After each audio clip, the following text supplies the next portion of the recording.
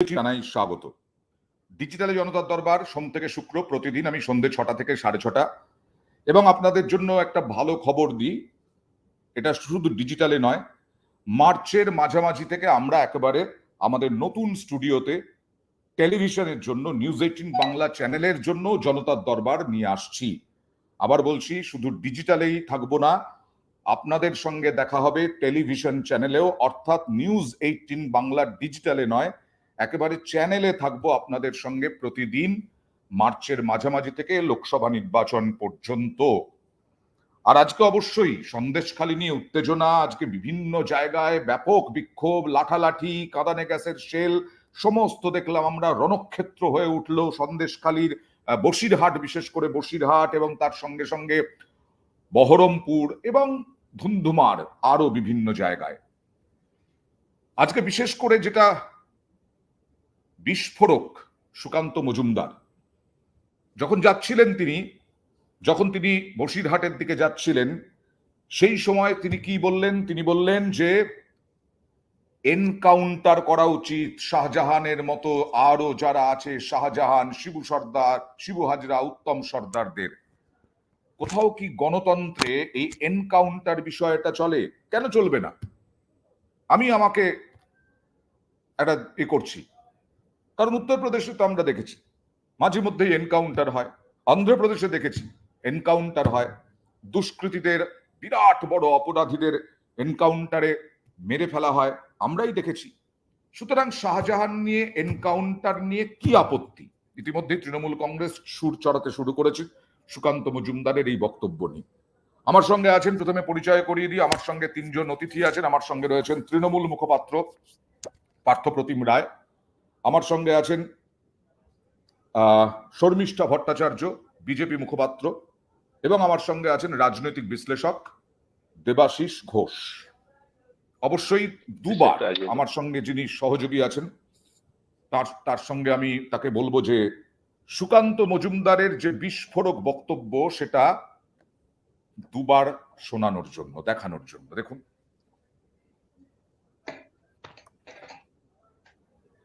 এই কাজ করেছে, সে শিবু হাজরা হোক, শেখ শাহজাহান হোক বা উত্তম সর্দার হোক, তাদের উচিত, আইনের উচিত এনকাউন্টার করে তাদেরকে উপযুক্ত শাস্তি দেওয়া।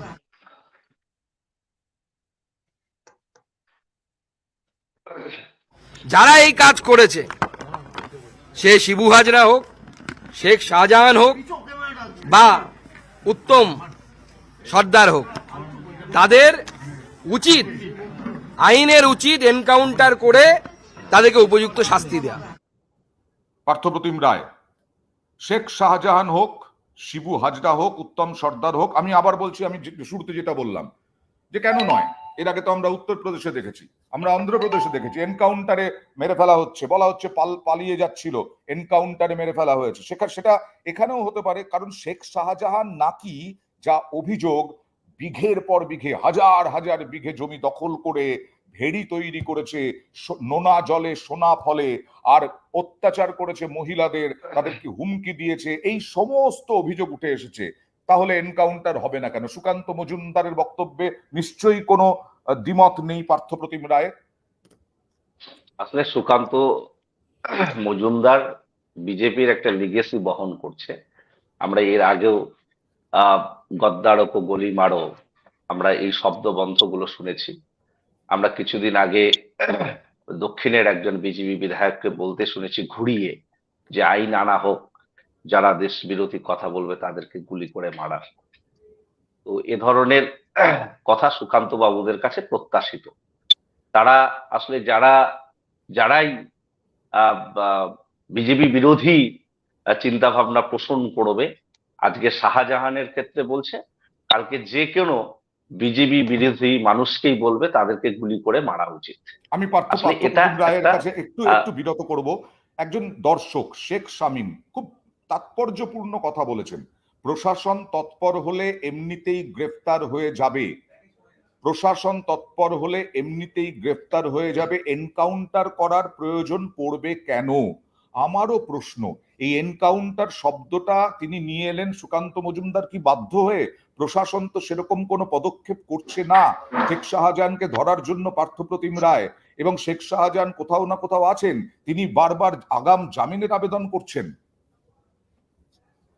দেখুন, গোটাটা কেন্দ্রীয় এজেন্সি, ইডির মতো এজেন্সি বা সিবিআই কিংবা কেন্দ্রের আরো যারা এজেন্সি রয়েছে, তারা সকলেই তো শেখ শাহজাহানকে খুঁজছে। পুলিশও খুঁজছে, আমরা অস্বীকার করছি না। পুলিশকে তো বারবার ব্যর্থ বলা হচ্ছে। তাহলে ইডি, সিবিআই, কেন্দ্রীয় এজেন্সিরা তারা কেন হদিশ করতে পারছে না? তাদের ব্যর্থতা ঢাকতে গিয়ে কি সুকান্ত মজুমদার এনকাউন্টারের তত্ত্ব আনছেন, নাকি শুভেন্দু অধিকারী সহ শান্তনু ঠাকুর যারা বলছিল, কেউ বলছিল মায়ানমারে আছে, কেউ বলছে কোথায় আছে শেখ শাহজাহান, তারা জানে, অথচ ইডি, সিবিআই বা কেন্দ্রীয় এজেন্সির তারা কেউ জানে না? এই ব্যর্থতা ঢাকতে গিয়েই সুকান্ত মজুমদার এনকাউন্টারের তত্ত্ব আনছে, এবং তার বড় ব্যাপ্তি হলো আজকে শেখ শাহজাহান, আগামীকাল যে কোনো বিরোধী, বিজেপি বিরোধী মানুষ যারা বিজেপির নীতির বিরুদ্ধে কথা বলবে, তাদের বিরুদ্ধে এনকাউন্টারের তত্ত্ব খাড়া করবে, যেমনটা করে আমরা দেখেছিলাম গদ্দারক গলি মারো এই ধরনের স্লোগান বিজেপি। এইখানে আমার শর্মিষ্ঠা ভট্টাচার্যকেও প্রশ্ন যে হ্যাঁ, সাংসদ একজন, তিনি তো লোকসভার সাংসদ, এবং এর আগে অনুরাগ ঠাকুর যার সম্বন্ধে যার বক্তব্য নিয়ে বলা হচ্ছে, তারা কি এই রকম কথা বলতে পারেন? তাহলে গণতন্ত্র কোথায় গিয়ে ঠেকে, এটাই হচ্ছে প্রশ্ন।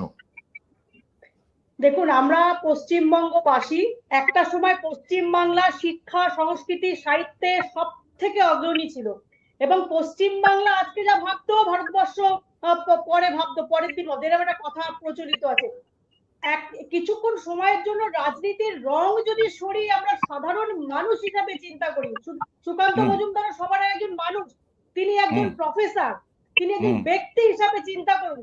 আজকে শেখ শাহজাহান তিনি স্বাধীনতা সংগ্রামী, তৃণমূল বলছে, এবং তিনি নেতাজি সুভাষ বোসের মতন বার্তা দিচ্ছেন ফোনে, বেতারে নয়, ফোনে, তার কর্মীদের জন্য, তার দলের জন্য।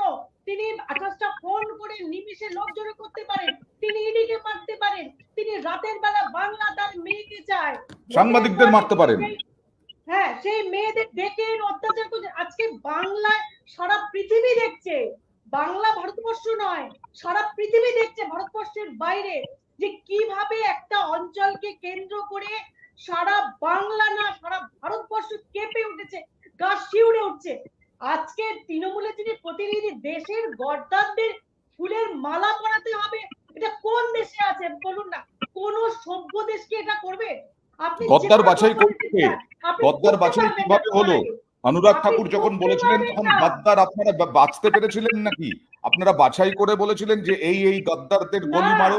যারা ভারতবর্ষে, শুনুন, আমরা কিন্তু যারা ভারতবর্ষে দাঁড়িয়ে দেশের বিরুদ্ধে স্লোগান দেয়, পাকিস্তান জিন্দাবাদ বলে, আমরা তাদের কথা বলি, বাকিদের কথা আমরা বলি না।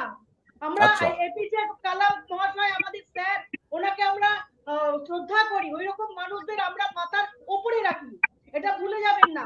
এবং আজকে শেখ শাহজাহান যেভাবে বাংলার মেয়েদের যেভাবে ধর্ষণ করা হয়েছে, রাতের পর রাত গা শিউরে উঠতে হয়, রেট অনুযায়ী সমস্ত মেয়েদের রেট ঠিক করে দেওয়া হয়েছে, আজকে মানুষ মরিয়া হয়ে গেছে। সবথেকে আশ্চর্যের কথা, ইনি তৃণমূলের প্রতিনিধি, আমি ওনাকে প্রশ্ন করছি, তৃণমূল এটা বিজেপি নয়, একটু মনে করে দেখুন দাদা, তৃণমূল অভিযোগ করছে, তৃণমূল বলছে দৃষ্টান্তমূলক শাস্তি চাই, ফাঁসি চাই। তৃণমূল, তারা বলছে আমরা তৃণমূলের কর্মী, আমরা তৃণমূল। আচ্ছা, আসছি, ওকে আসছি। যিনি এই মুহূর্তে তৃণমূলের প্রতিনিধি, তিনি একসময় সাংসদও ছিলেন, পার্থপ্রতিম রায়, সাংসদ নয়, একজন মানুষ হিসেবে সুকান্ত মজুমদার এটা বলেছেন। এবং হ্যাঁ, তৃণমূল অভিযোগ করছে, মানে ওখানে যারা মহিলা যারা অভিযোগ করছেন তারা প্রায় প্রত্যেকেই তৃণমূলই করেন, এরকমটাই আমরাও জানতে পারছি। পার্থ, দেখুন, কোন মহিলার প্রতি যদি অত্যাচার হয়ে থাকে, তার যেই অত্যাচার করুক তার বিরুদ্ধে অ্যাকর্ডিং টু ল ব্যবস্থা গ্রহণ হোক, এটা আমরা নির্দ্বিধায় আমি বলতে পারি। কিন্তু একটা বিষয় আপনাদেরকে পরিষ্কার করি, যে আজকে বিভিন্ন জন এই বিভিন্ন অভিযোগ আনছে, পুলিশের কাছে তারা কোনো অভিযোগ করেছে কিনা সেটাও আমার জানা নেই। যদি অভিযোগ করেও তারা অভিযোগ থানা না নিয়ে থাকে, সমস্ত বিষয়টা স্ক্যানারে রয়েছে এবং প্রশাসন, মুখ্যমন্ত্রী মমতা বন্দ্যোপাধ্যায় বিষয়টি যথাযুক্ত ভাবে দেখছেন। আমরা চাই যারাই অন্যায় করুক, মহিলাদের উপর বিন্দুমাত্র অন্যায় হলে সে রেহাত পাবে না, সে যেই হোক না কেন। আমাদের এটা বলতে দ্বিধা নেই। কিন্তু বিজেপির প্রতিনিধি যিনি বললেন, আমি তাকে বলি যে বাংলায় সন্দেশখালীর ঘটনাকে আপনারা যেভাবে প্রচারের আলোয় আনবার চেষ্টা করছেন, মণিপুরে এই যে দীর্ঘদিন থেকে ঘটনা ঘটছে, এটা নিয়ে আপনাদের স্ট্যান্ড পয়েন্ট কি? সেখানে কাদেরকে এনকাউন্টার করতে আপনারা বলেছেন, তাদের কথা আপনারা বললেন। আমি আসছি শর্মিষ্ঠা ভট্টাচার্য। আমাকে একটা কথা বলতেই হবে, এখানে যদি পরন্তু এবং কিন্তুর কোনো জায়গা নেই দাদা। রাজ্য মহিলা কমিশন গেছে, সেম রিপোর্ট তারা নিয়ে এসছে একবার। তারপরে মুখ্যমন্ত্রী পুলিশ অফিসারদের নিয়ে তিনি একটা কমিটি করেছেন, তারা সেম রিপোর্ট নিয়ে এসছে।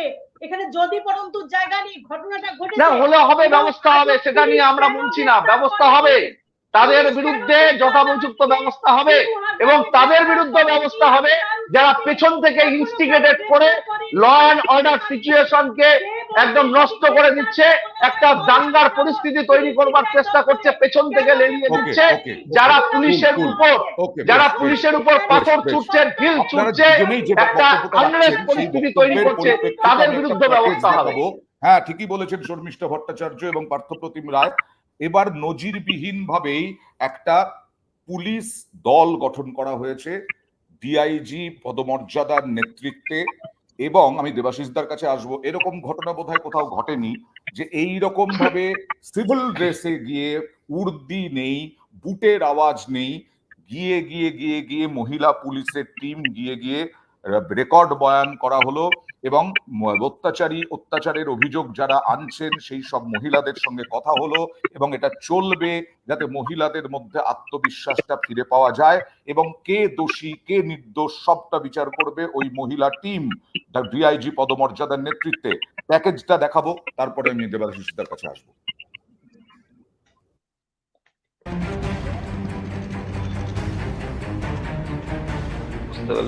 সবাই পুলিশের অফিসার, কেউ ডিআইজি, কেউ আবার এসপি কিংবা আইসি। সন্দেশখালীর মহিলাদের অভিযোগ শুনতে একদম দুয়ারে মহিলা পুলিশের টিম।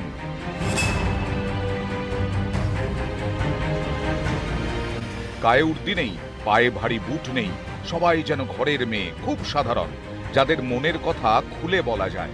সন্দেশখালীর মহিলাদের মনের কথা শুনতে সাধারণ পোশাকে মহিলা পুলিশ। মঙ্গলবার সন্দেশখালীতে যায় মহিলা পুলিশের বিশেষ টিম। এই টিমে সদস্য সংখ্যা 10, নেতৃত্বে ডিআইজি সিআইডি সোমা দাস মিত্র। আমরা তো কনফিডেন্স বিল্ড আপ তো করেছি, আমরা চেষ্টা করেছি যে ওনাদের বলতে যে আপনাদের যা কমপ্লেইন আছে লিখিতভাবে জানান, নিশ্চয়ই দেখা হবে। 10 জনের টিমে 3 আইপিএস, সোমা দাস মিত্র, চারু শর্মা এবং দেবস্মিতা দাস। এদের মধ্যে চারু শর্মা সুন্দরবনের অ্যাডিশনাল এসপি, দেবস্মিতা দাস রাজ্য পুলিশের এসটিএফ এর ডিআইজি। গত সপ্তাহ থেকে সন্দেশখালী গরম, বিক্ষোভ, ভাঙচুর, আগুন, 3 দিন ধরে তাণ্ডব। শেখ শাহজাহান এবং তার অনুগামীদের বিরুদ্ধে বিক্ষোভ, মহিলাদের ওপর অত্যাচারের অভিযোগ ওঠে। সেই সব অভিযোগ খতিয়ে দেখতেই সন্দেশখালীতে মহিলা পুলিশের বিশেষ টিম।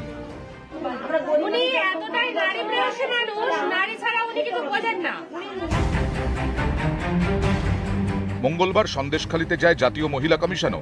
তাঁরাও এলাকার মহিলাদের সঙ্গে কথা বলেন, তারপর দাবি করেন মহিলাদের ওপর শারীরিক নির্যাতনের অভিযোগ মেলেনি। टॉर्चर किया जा रहा था? नहीं, ऐसा तो नहीं बोला है, जहाँ तक मेरे समझ में आया ऐसा उन्होंने बोला नहीं। এর আগে সোমবার সন্দেশখালী গিয়েছিল রাজ্য মহিলা কমিশন। সন্দেশখালী ধীরে ধীরে ছন্দে ফিরছে, 144 ধারা উঠে গেছে, ইন্টারনেট পরিষেবাও চালু হয়েছে, দোকান বাজার খুলেছে। বাজারে এখন সরস্বতীর ভিড়, কিন্তু সেভাবে বিক্রি নেই বলে দাবি মৃৎশিল্পীদের। জিয়াউল আলম এবং অনুপ চক্রবর্তী, নিউজ 18 বাংলা। দেবাশিস দা, এমন পরিস্থিতি তো তৈরি হয়নি যে এনকাউন্টার তো করার মতো, এমন পরিস্থিতি তো তৈরি